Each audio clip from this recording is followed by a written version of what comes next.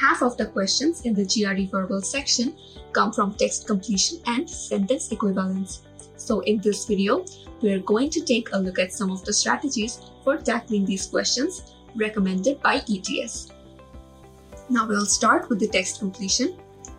This type of question includes a passage composed of 1 to 5 sentences and can contain 1, 2, or 3 numbered blanks. Now for questions with 1 blank, you'll be given 5 answer choices. Otherwise, you'll have 3 answer choices per blank. Now these are some general strategies for solving text completion. First, read the sentence to get an overall sense of it. Now read through the whole passage and try to get the sense of it by reading it only once.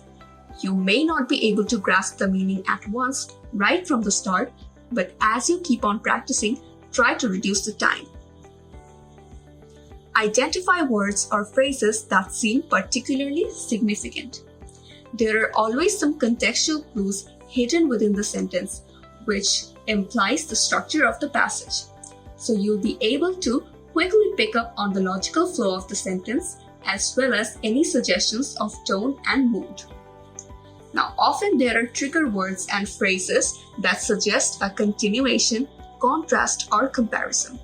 For example, words like but, despite, on the other hand, yet, however, etc. show that one part of the sentence contradicts another part of the sentence. And words like because, since connect one part of a sentence to another. Next, the advice would be to think up your own words for the blanks. Try not to look at the answer choices before or right after reading the sentence, because often there are misleading words specially designed to distract the test takers. And oftentimes when we see a known topic, we tend to look for words that will match the blanks according to the pre-existing knowledge that we already have on that topic. And this is a very good trap that many people fall for. So always focus on the idea that your TC is trying to convey. If the TC implies that, for example, that the climate change is a hoax, no matter what you know, you have to treat it like that.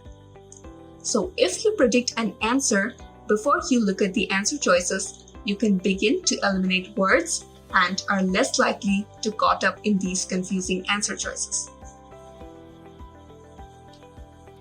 And the next advice would be to use connotations.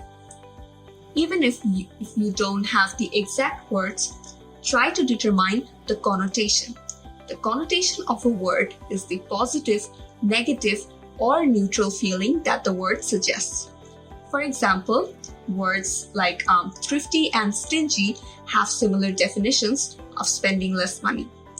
Now, a stingy individual is someone who has money but is very reluctant to use it. And a frugal individual practices conscious spending, so which means he's willing to spend on things that are necessary. So frugal is a much more positive word than stingy.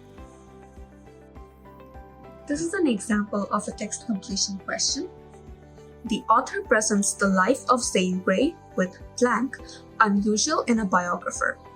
He's not even convinced that Grey was a good writer.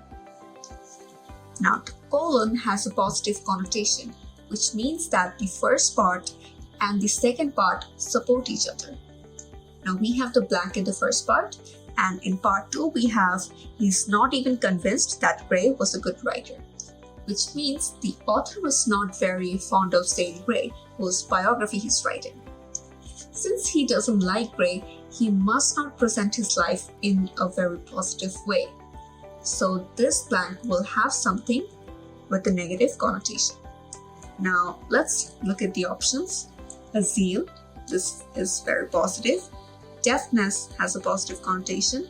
Detachment, it has the negative connotation, so this might be our answer. Eloquence, positive. Imaginativeness, it's unrelated to the context, so a detachment is our answer.